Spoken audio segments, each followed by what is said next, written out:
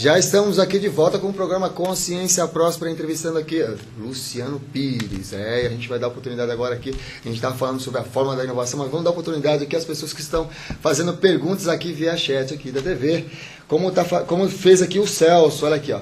Boa noite, olá, boa noite. Muitas vezes me sinto medíocre nesse mundão. Gostaria de saber qual é a sua fonte de inspiração. Grato, Celso. Qual é a minha musa?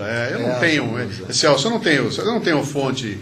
Eu tenho milhões de fontes. A questão é você ter uma antena ligada. Então, eu tenho aquela visão do aprendizado contínuo. Eu escrevi um artigo há pouco tempo chamado Para Quem Vê o Big Brother Brasil, que deu um escândalo gigantesco, porque eu digo no artigo o seguinte, cara, dá para aprender com o Big Brother Brasil.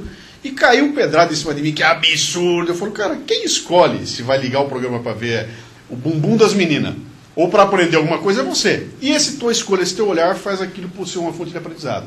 Então essa visão de aprendizado contínuo é que é o ponto de você ter fontes de inspiração. Muito bem. Diogo, olá Luciano e querido Samuel. Qual o ambiente corporativo ideal para fomentar a inovação? Forte abraço, Diogo Guedes. Eu não tenho fórmula para isso, não. Até eu brinquei na saída, não existe fórmula. O que existe são roteiros que você pode seguir. Alguns dão muito resultado, outros dão totalmente errado, né? O pior ambiente que pode existir é aquele em que você copia um modelo espanhol, inglês, americano, holandês, japonês, e tenta implementar aqui um mapa de outro país, né? Eu diria que não tem um ambiente corporativo ideal. Tem lideranças ideais, que pode transformar um inferno num ambiente maravilhoso. A gente já cansou de ver isso, cara. Troca um líder, entra um cara novo e aquilo vira uma maravilha.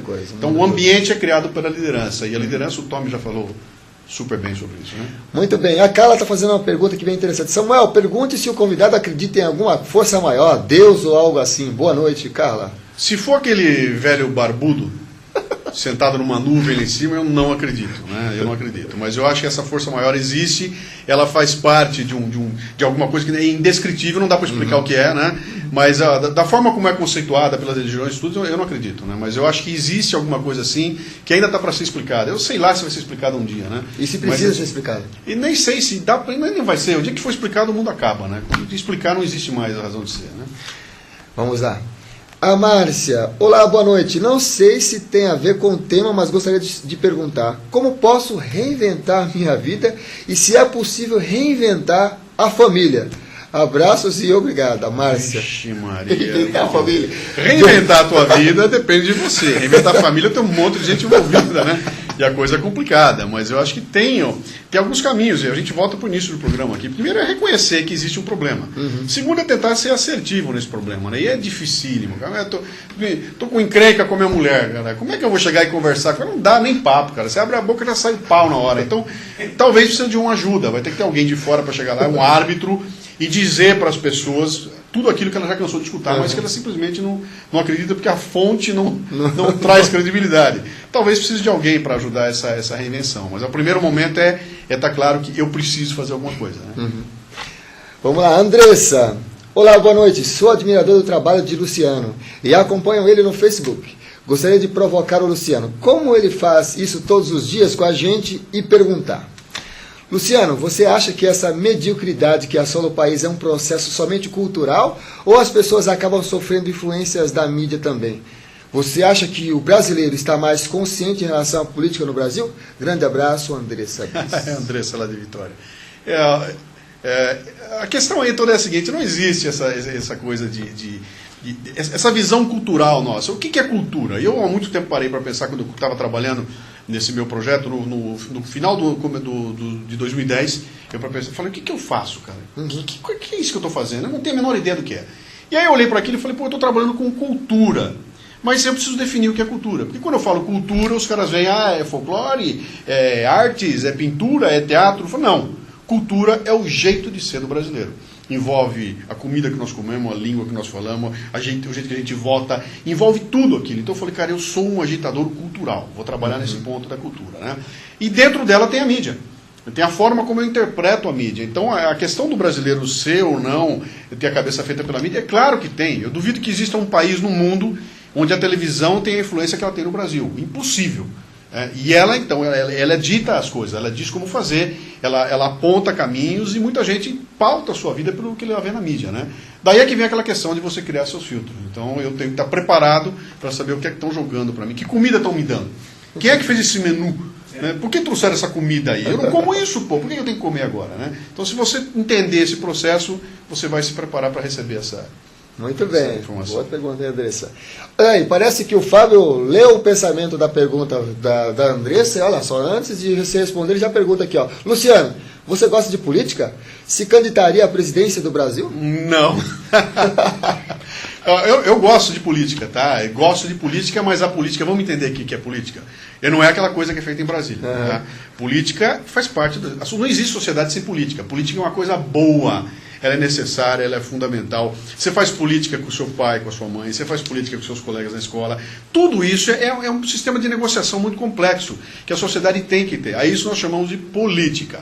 Quando a gente vai para Brasília e bota aquele treco lá e chama aquilo de política, nós estamos reduzindo, criando um rótulo e reduzindo uma coisa que é fundamental para a sociedade funcionar. Então, essa política como uma negociação, como uma definição das lideranças e tudo mais, eu acho fundamental e tem que ter. Aquilo que se faz em Brasília é um grande balcão de negócios que desvirtuou completamente. Hoje a gente olha para... Não existe político honesto no país. Esse é o mote, né?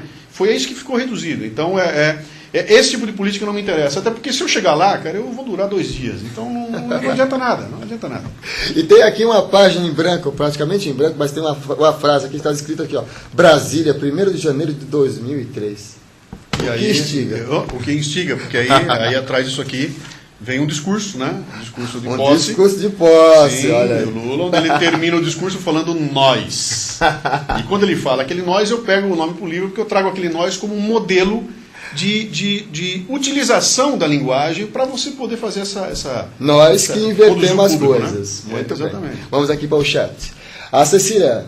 Luciano, quais os livros que você indicaria para ativar o pensar? Obrigado e boa noite. Aqui não dá. Tem muita coisa, tem muito livro, tem muita coisa, mas eu tenho um livro que toda vez que me perguntam, eu falo, cara, tem milhões deles, mas tem um que para mim mora no meu coração. O livro chama-se Por uma Educação Romântica e foi escrito por Rubem Alves. Rubem Alves é teólogo, educador, etc. e tal. E ele escreveu um livrinho chamado Por uma Educação Romântica. Né?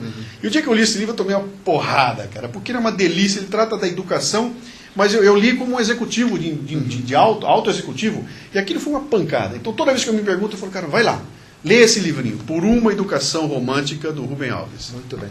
A gente já está no minuto final aqui, por favor, deixe sua mensagem para os nossos amigos internautas que acompanharam a gente e que vai acompanhar depois futuramente a gravação. Olha, é uma pena que nós estamos só na internet, cara. Esse tipo de discussão aqui tem que ser levada mais para o Brasil. É isso que falta, sabe? É esse tipo de discussão competente. Enquanto nós estamos aqui falando ou discutindo coisas que são importantes para o país, a maioria das pessoas está lá assistindo, sei lá o que, a Fazenda, né? Ou seja, essa pessoa fez uma definição política. Ela escolheu politicamente o que fazer com o seu tempo livre. Ela entregou o tempo livre para um entretenimento que não vai levar a lugar nenhum. Né? Pode ser até que ela aprenda com aquilo lá, mas houve uma decisão política. Então eu gostaria que as pessoas tivessem essa consciência e que ajudassem a gente, cara. O que você precisa nesse programa aqui é de audiência. Sim. Precisa que as pessoas que viram e gostaram falem, conta para todo mundo. Tem que ter mais gente vendo. Se mais gente vê isso aqui, vai se falar mais, vai ter mais patrocinador, você vai ampliar teu alcance, vai parar na TV aberta uma hora dessa e a coisa começa a mudar e nós começamos a fazer devagarinho aquele trabalho de formiguinha. Muito bem. A gente agradece aqui a participação do Luciano aqui no programa Consciência Próxima. Vamos pedir para o Alexandre agora deixar aqui o acróstico. O acróstico primeiro do Luciano e depois a gente vai fazer o doutor. Do Luciano, por favor. E o do Luciano que o Luiz Gonzaga Ferreira escreveu, ele fez assim uma brincadeirinha aqui. Inovar é a chave da sobrevivência na competitividade e nesse quesito é importante conectar-se com a realidade. Observar com visão sistemática é prosseguir um roteiro e vencer os obstáculos é dar sempre um tiro bem certeiro. A fórmula matemática ajuda nos processos inovadores e capacita pessoas nas organizações pelos seus valores. Ao compreender que mudança é a única coisa constante, ostenta-se um potente galardão que reluz a todo instante. Olha, acróstico escrito aí pelo Luiz Gonzaga Ferreira. E agora o acróstico que ele escreveu para o Tommy Nelson. Vamos lá. O monge e o executivo. Estabelecer uma dinâmica poderosa e também holística é xarope eficaz em toda empresa de uma maneira específica. Esse método revolucionário vem de grandes pensadores e coordena conceitos e aplicações, todos eles desafiadores. Urge no mercado corporativo obter salutares resultados e trilhar pela sociedade despejando paz para todos os lados. Igrejas, mídias, famílias, governo, educação e espiritualidade viajam pelo mesmo caminho do crescimento, prosperidade.